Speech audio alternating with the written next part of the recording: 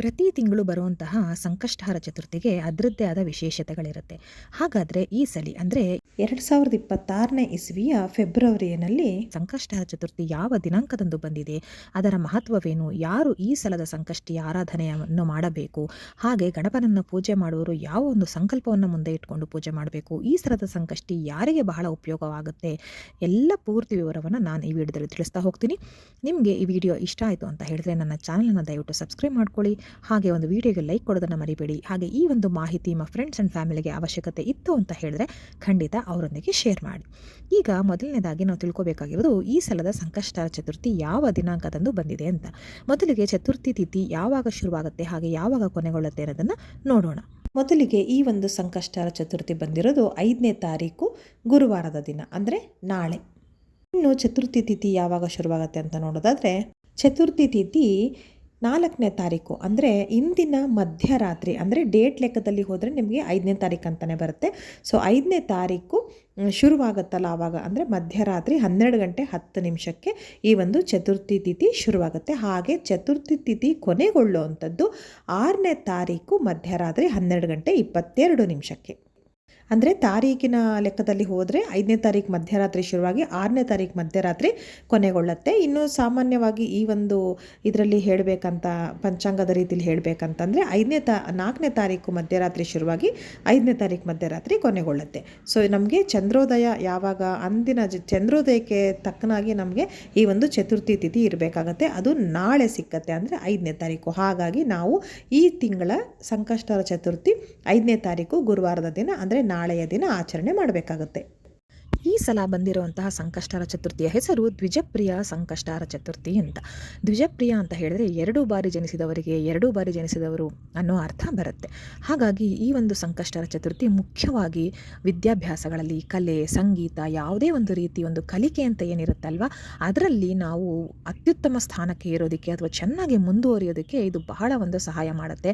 ಹಾಗೆ ನಮಗೆ ಒಳ್ಳೆ ರೀತಿಯ ಆಶೀರ್ವಾದ ಕೂಡ ಸಿಗುತ್ತೆ ಈ ಒಂದು ಸಂಕಷ್ಟಹರ ಚತುರ್ಥಿನ ಆಚರಣೆ ಮಾಡೋದ್ರಿಂದ ಅಂತ ಹೇಳಲಾಗುತ್ತೆ. ಸಂಕಷ್ಟಹರ ಚತುರ್ಥಿನಲ್ಲಿ ಒಂದು ಮುಖ್ಯವಾದ ಕೆಲಸ ಮಾಡಬೇಕಾಗಿರೋದಂತ ಹೇಳಿದ್ರೆ ಉಪವಾಸ ಇರುವಂಥದ್ದು. ಹಾಗೆ ಉಪವಾಸ ಅಂದರೆ ಹೇಗಿರಬೇಕು ಏನಂತ ನಾನು ತುಂಬ ವಿಡಿಯೋಗಳಲ್ಲಿ ತಿಳಿಸಿದ್ದೀನಿ.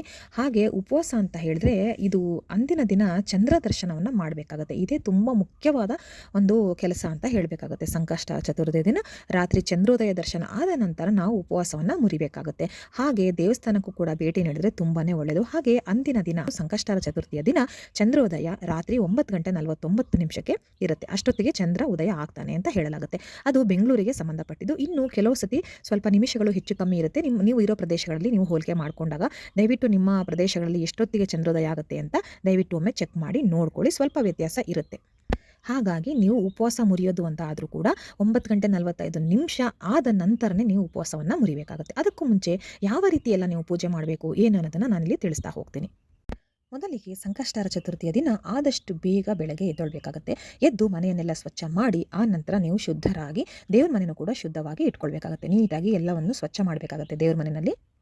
ಆ ನಂತರ ದೇವ್ರ ಕೋಣೆಯಲ್ಲಿ ಒಂದು ಕೆಂಪು ಬಣ್ಣದ್ದು ಅಥವಾ ಹಳದಿ ಬಣ್ಣದ್ದು ಬಟ್ಟೆಯನ್ನು ದೇವರ ಮನೆಯಲ್ಲಿ ಒಂದು ಮಣೆ ಮೇಲೆ ಬಟ್ಟೆಯನ್ನು ಹಾಸಬೇಕಾಗುತ್ತೆ. ನೆಲಕ್ಕೆ ಬೇಡ.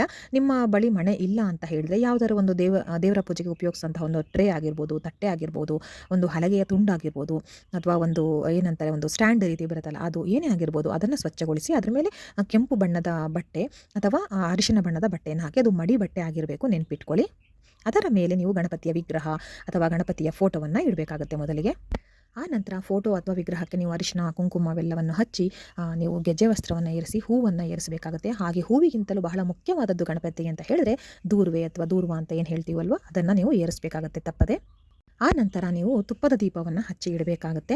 ಆ ನಂತರ ಶಿವ ಪಾರ್ವತಿಗೂ ಕೂಡ ನೀವು ಪೂಜೆಯನ್ನು ಮಾಡಬೇಕಾಗುತ್ತೆ. ಅದಾದ ನಂತರ ನೀವು ನೈವೇದ್ಯಕ್ಕೆ ಯಾವ ರೀತಿ ಸಿಹಿ ಅಡುಗೆ ಮಾಡಿಟ್ಟರು ತುಂಬ ಒಳ್ಳೆಯದು. ಅದರಲ್ಲಿ ಖಾರದ ಪದಾರ್ಥ ಅಂತ ಬಂದರೆ ಕಡಲೆಕಾಳು, ಅಂದರೆ ಹಸಿ ಕಡಲೆ ಬರುತ್ತಲ್ಲ, ಅದನ್ನು ಉಪಯೋಗಿಸಿ ಉಸುಳಿ ಮಾಡಿದ್ರೆ ತುಂಬಾ ಪ್ರೀತಿ ಗಣಪತಿಗೆ. ಹಾಗೆ ಯಾವುದೇ ರೀತಿ ಬೆಲ್ಲದ ಸಿಹಿ ತಿನಿಸುಗಳು ಕೂಡ ತುಂಬಾ ಪ್ರೀತಿ. ಲಡ್ಡು, ಮೋದಕ, ಕರ್ಜಿಕಾಯಿ, ಹೀಗೆ ನಿಮಗೆ ಯಾವುದು ಆಗಿಲ್ಲ ಅಂತ ಹೇಳಿದ್ರೆ ಪುಟಾಣಿ, ಅಂದರೆ ಹುರಿಗಡಲೆ ಬರುತ್ತಲ್ಲ, ಹುರಿಗಡಲೆ ಹಾಗೆ ಬೆಲ್ಲ ಅಥವಾ ಹುರಿಗಡಲೆ ಹಾಗೆ ಸಕ್ಕರೆಯನ್ನು ಕೂಡ ನೈವೇದ್ಯಕ್ಕೆ ಇಡಬಹುದು.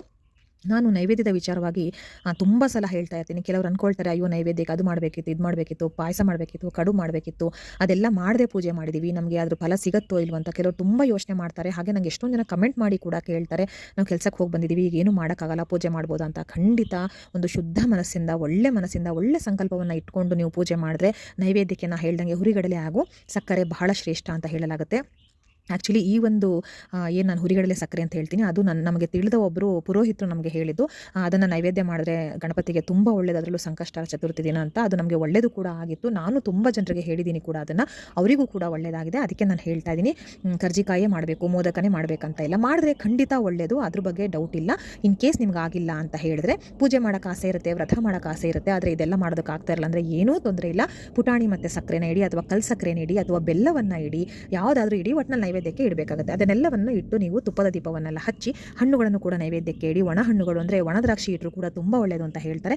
ಅದೆಲ್ಲವನ್ನು ನೈವೇದ್ಯಕ್ಕೆ ಇಟ್ಟು ಆ ನಂತರ ನೀವು ಸಂಕಲ್ಪವನ್ನು ಮಾಡ್ಕೋಬೇಕಾಗುತ್ತೆ. ನಾನು ಆಗಲೇ ಹೇಳ್ದಂಗೆ ಈ ಸಲ ಇದು ಬಂದು ನಿಮ್ಮ ಜ್ಞಾನವನ್ನು ಹೆಚ್ಚಿಸ್ಕೊಳ್ಳೋದಕ್ಕೆ ಅಥವಾ ನಿಮ್ಮ ಕಲಿಕೆಯನ್ನು ಹೆಚ್ಚಿಸ್ಕೊಳ್ಳೋದಕ್ಕೆ, ಅದರಲ್ಲಿ ನೀವು ಅತ್ಯುನ್ನತ ಒಂದು ಸ್ಥಾನವನ್ನು ತಲುಪೋದಕ್ಕೆ ಈ ಒಂದು ಸಂಕಷ್ಟಹರ ಚತುರ್ಥಿ ನಿಮಗೆ ಸಹಾಯ ಮಾಡುತ್ತೆ ಅಂತ.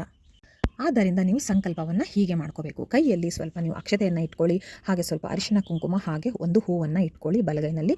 ಇಟ್ಕೊಂಡು ಆ ನಂತರ ನೀವು ದೇವರಿಗೆ ಅಂದರೆ ಗಣಪನಿಗೆ ಪ್ರಾರ್ಥನೆ ಮಾಡಬೇಕಾಗುತ್ತೆ. ಯಾವ ವಿಷಯದ ಬಗ್ಗೆ ನಿಮಗೆ ಬೇಡಿಕೆ ಇದೆ, ಅಥವಾ ನಾನು ಈಗ ಹೇಳ್ದಂಗೆ ಯಾವ ಕೆಲಸಕ್ಕೆ ಇದು ನಮಗೆ ಈ ಸತಿ ನಮಗೆ ಶ್ರೇಷ್ಠತೆಯನ್ನು ತಂದುಕೊಡುತ್ತೆ ಈ ಸಲದ ಸಂಕಷ್ಟಹರ ಚತುರ್ಥಿ, ಅದರ ಬಗ್ಗೆ ನೀವು ದೇವರ ಹತ್ರ ಬೇಡ್ಕೋಬೇಕಾಗುತ್ತೆ.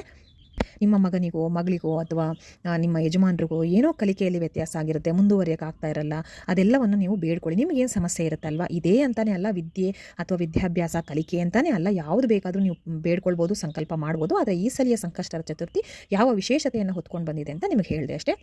ಹಾಗಾಗಿ ನಿಮ್ಮ ಬೇಡಿಕೆ ಸಮಸ್ಯೆಗಳೇನಿದ್ರು, ವಿಶೇಷವಾಗಿ ಅಪ್ಪ ಅಮ್ಮಂದಿರಿಗೆ ತಮ್ಮ ಮಕ್ಕಳು ಚೆನ್ನಾಗಿ ಓದಲ್ಲಿ ಮುಂದೆ ಇರಬೇಕು ಅನ್ನೋದು ಎಲ್ಲ ತಂದೆ ತಾಯಿ ಆಶೆ ಆಗಿರುತ್ತೆ.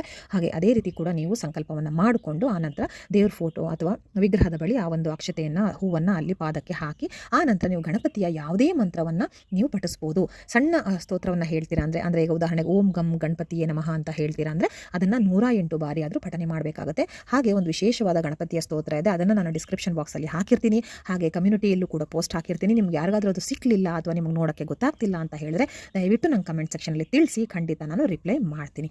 ಓಕೆನಾ? ಸೊ ಗಣಪತಿ ಸ್ತೋತ್ರವನ್ನು ನೀವು 108 ಬಾರಿ ಪಠನೆ ಮಾಡಬೇಕಾಗುತ್ತೆ. ಅದೆಲ್ಲ ಮಾಡಿದ ನಂತರ ನೀವು ಮಹಾಮಂಗಳಾರತಿಯನ್ನು ಮಾಡಿ ನೈವೇದ್ಯ ಏನಿರುತ್ತೆ ಅದನ್ನು ಸ್ವೀಕರಿಸಬೇಕಾಗುತ್ತೆ. ಇದು ಮನೆಯಲ್ಲಿ ಮಾಡುವಂತಹ ಆಚರಣೆ ಆಗುತ್ತೆ. ನೀವು ದೇವಸ್ಥಾನಕ್ಕೆ ಹೋಗ್ತೀರಾ ಅಂತ ಹೇಳಿದ್ರೆ ಪ್ರಸಾದವನ್ನು ಆಗಲೇ ಸ್ವೀಕರಿಸಬೇಡಿ. ನೀವು ಪೂಜೆಯನ್ನೆಲ್ಲ ಮಾಡಿ ಆನಂತರ ದೇವಸ್ಥಾನಕ್ಕೆ ಹೋಗಿ ಅಲ್ಲೂ ಕೂಡ ಪೂಜೆಯನ್ನು ನೀವು ಆ ಪೂಜೆಯಲ್ಲಿ ನೀವು ಕೂಡ ಪಾಲ್ಗೊಂಡು ಆನಂತರ ಅಲ್ಲಿ ಕೂಡ ಪ್ರಸಾದವನ್ನು ಹಾಗೆ ಇಟ್ಕೊಳ್ಳಿ.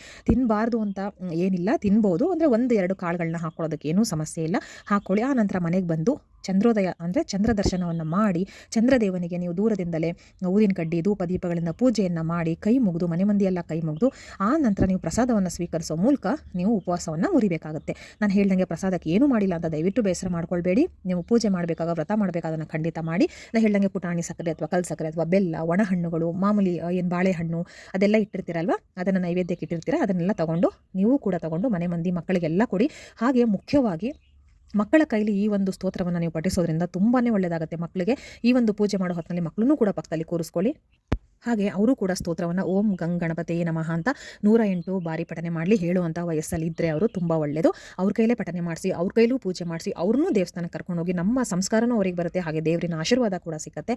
ಹೀಗೆ ಮಾಡಿ ಮನೆಗೆ ಬಂದ ನಂತರ ಚಂದ್ರೋದಯನ ನೋಡಿ ಆ ನಂತರ ಉಪವಾಸವನ್ನು ಮುರಿಬಹುದು. ಅಂದರೆ ಕೆಲವರು ಊಟವನ್ನು ಮಾಡೋದಿಲ್ಲ, ಚಪಾತಿ ಅಥವಾ ಉಪ್ಪಿಟ್ಟು ಹೀಗೆ ತಿಂಡಿನ ತಿಂತಾರೆ, ಫಲಹಾರನ ಸೇವಿಸ್ತಾರೆ. ನಿಮಗೆ ಯಾವ್ದು ಅನುಕೂಲ ಮಾಡಿ, ಆದರೆ ಚಂದ್ರೋದಯಕ್ಕೂ ಮೊದಲು ತಗೊಳ್ಬೇಡಿ. ಏನಾದರೂ ಡೌಟ್ಸ್ ಇದ್ರೆ ನಂಗೆ ಕಮೆಂಟಲ್ಲಿ ತಿಳಿಸಿ. ಮತ್ತೆ ಮುಂದಿನ ವಿಡಿಯೋದಲ್ಲಿ ಸಿಗ್ತೀನಿ. ಧನ್ಯವಾದಗಳು.